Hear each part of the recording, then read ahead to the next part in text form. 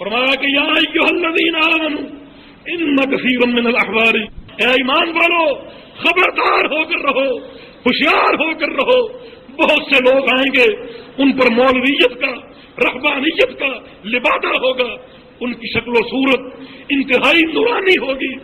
لیکن ان کا کردار یہ ہوگا کہ وہ تمہارا مال بھی کھائیں گے اور تمہیں اللہ کے دین سے دور بھی کریں گے، تمہارے دین کے بھی ڈاکو اور دنیا کے بھی ڈاکو۔ آج ان ڈاکوؤں کی یہ چال کامیاب ہو چکے ہیں، چنانچہ انہوں نے لوگوں کو اور طریقوں میں مست کر دیا اور لوگوں کو الجھا کر رکھ دیا، ان کے عقیدے خراب کر دیے، ان کے عمل بگاڑ دیے، ان کو اللہ کا خوف نہیں آتا۔ ایک طرف رسول اللہ صلی اللہ علیہ وسلم کو دیکھیے، حمایت توحید میں کس قدر آگے ہیں، توحید کی حفاظت میں کس قدر آگے ہیں۔ ایک شخص آپ کے سامنے بیٹھا ہوا ہے، اس کی زبان سے الفاظ نکل گئے کہ ماشاء اللہ وشئت، اس مسئلے کا علاج وہی ہے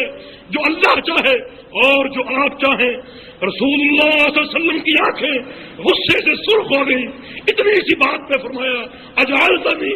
واللہ ادلا، تم نے یہ ایک جملہ کہہ کر مجھے اللہ کے برابر کر دیا، ایک جملہ کہہ کر مجھے رب العالمین کے برابر کر دیا۔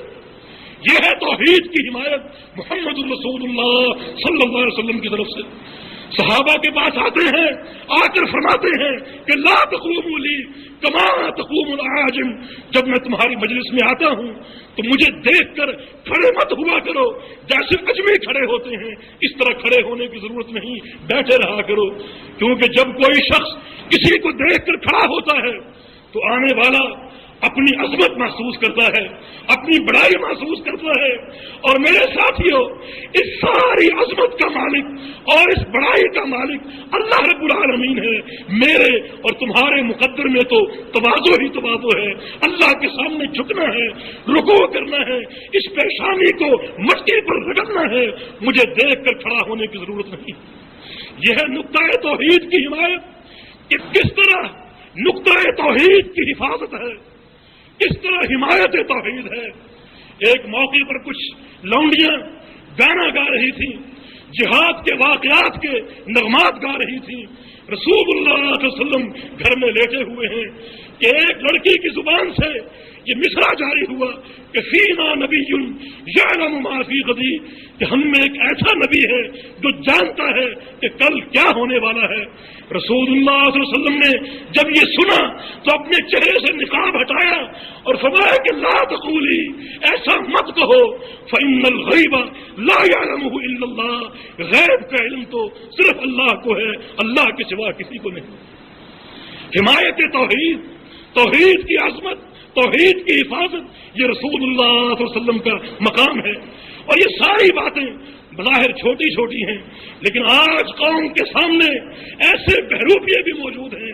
ایسے شوق باز بھی موجود ہیں جو قوم کو اس طرح الجھاتے ہیں اور مست کر کے رکھتے ہیں اس قسم کے اشعار پڑھ کے کہ اللہ کے پلے میں وحدت کے سوا کیا ہے، ہمیں جو لینا ہے لے لیں گے محمد سے۔ یہاں تک کہا جاتا ہے کہ حیران ہوں کہ مصطفیٰ کو کیا کہوں، خدا کہوں یا خدا کا خدا کہوں۔ لعنت ہو اللہ کی کروڑ لعنت جس نے بھی یہ شعر کہا اور جس نے بھی یہ شعر کہہ کر قوم کو برباد کیا۔ رسول اللہ صلی اللہ علیہ وسلم کس طرح حمایت توحید اور حفاظت توحید میں آگے آگے ہیں، پیش پیش ہے، اور یہ لوگ کس طرح رسول اللہ صلی اللہ علیہ وسلم کے مقام کو اچھالتے ہیں، اتنا اچھالتے ہیں کہ اللہ سے بھی آگے پہنچا دیا، اللہ کا خوف نہیں آتا۔ آج یہ واعظان قوم لوگوں کو یہ تو بتاتے ہیں کہ رسول اللہ صلی اللہ علیہ وسلم شافع روز محشر ہیں، وہ قیامت کے دن آئیں گے، شفاعت کریں گے، ہمیں بخشوا کر لے جائیں گے۔ لوگ نعرے لگاتے ہیں، مست ہیں کہ رسول اللہ صلی اللہ علیہ وسلم کی شفاعت ایک محفل میلاد منانے سے حاصل ہو جائے گی، نہ عمل کی ضرورت نہ عقیدے کی ضرورت، لیکن یہ بتانا گوارا نہیں کرتے کہ یہ شفاعت کنہیں حاصل ہوگی۔ اللہ فرماتا ہے لا یشفعون الا لمن ارتضی، کہ شفاعت کرنے والے قیامت کے دن ہرگز شفاعت نہیں کر سکیں گے مگر صرف اس انسان کی جس انسان کی شفاعت اللہ چاہے گا۔ جس کے بارے میں اللہ چاہے گا کہ اس کی شفاعت ہو، صرف اسی کی شفاعت ہوگی اور کسی کی نہیں ہوگی۔ اور میرے بھائیوں، جن لوگوں نے شرک کر کے اپنی زندگی میں اللہ کی غیرت کو للکارا ہو، کیا ان کے بارے میں اللہ چاہے گا کہ انہیں مصطفیٰ کی شفاعت حاصل ہو؟ صحیح بخاری کی حدیث ہے، فرمایا کہ اسعد الناس بشفاعتی یوم القیامت من قال لا الہ الا اللہ خالصا من قلبہ، قیامت کے دن میری شفاعت سے بہرہ مند وہی انسان ہوگا جس شخص نے لا الہ الا اللہ کہا خالصا من قلبہ، اپنے دل کے اخلاص کے ساتھ اس طرح اقرار کیا، دل و جان کی گہرائیوں سے یہ کلمہ پڑھ لیا کہ اللہ کی روحیت کا اعتراف کر لیا کہ کوئی الہ نہیں، کوئی داتا نہیں، کوئی دستگیر نہیں، کوئی حاجت روا نہیں، کوئی مشکل کشا نہیں، یہ ساری قدرت صرف اللہ رب العالمین کو حاصل ہے اور کسی کو حاصل نہیں۔ میرے بھائیوں، یہ کتنا ستم ہے کہ تمہارے ماتھے قبروں پر جھکتے ہوئے ہم نے دیکھے، قبروں پر لگتے ہوئے ہم نے دیکھے، لیکن تم قوم کو اس سے آگاہ نہیں کرتے، بلکہ مست کیے ہوئے ہو کہ ایک محفل بنا لو، قیامت کے دن شفاعت حاصل ہو جائے گی۔ کتنا بڑا مذاق ہے اور ظلم ہے اس قوم کے ساتھ۔ قوم کو یہ نہیں بتایا جاتا کہ شفاعت کا حصول تو صرف توحید خالص کے لیے ہے، جن کے پاس اللہ کی خالص توحید ہو اور جن کے سینے خالص توحید سے منور ہوں۔ قوم کے سامنے جھوم جھوم کر اس آیت کو پڑھا جاتا ہے کہ وما ارسلناک الا رحمۃ للعالمین، کہ ہم نے تو آپ کو پورے جہانوں کے لیے رحمت بنا کر بھیج دیا گیا، لیکن یہ نہیں بتایا جاتا کہ اس سے آگے کیا ہے، یہ رحمت کن کے لیے ہے، آپ کا رحمت بننا کن انسانوں کے لیے ہے۔ میرے بھائیوں، یہاں دو آیتیں ہیں، ایک آیت مقام مصطفیٰ ہے اور دوسری آیت پیغام مصطفیٰ ہے، جس کا معنی یہ ہے کہ رسول اللہ صلی اللہ علیہ وسلم کا یہ مقام صرف ان لوگوں کے لیے ہے جنہوں نے پیغام مصطفیٰ کو قبول کر لیا۔ وہ پیغام کیا ہے؟ اگلی آیت میں یہ ہے کہ قل انما اوحی الی انہ لا الہ الا اللہ فہل انتم مسلمون، کہ میں رحمت اللہ عالمین ہوں، اللہ نے مجھے بھیجا اور ساتھ یہ وحی کی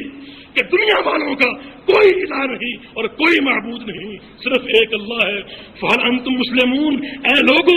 کیا اس توحید کی بنیاد پر تم اسلام قبول کرنے پر تیار ہو؟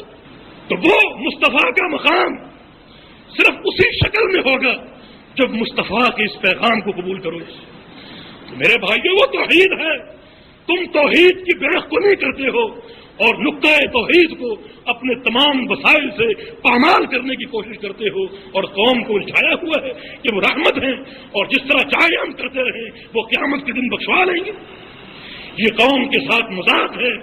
یہ دین نہیں بلکہ فراڈ ہے، صرف اس دنیا کے سونے اور چاندی کو حاصل کرنے کی کوشش ہے۔ تم نے لوگوں کو عجیب نشے میں دھت کر دیا،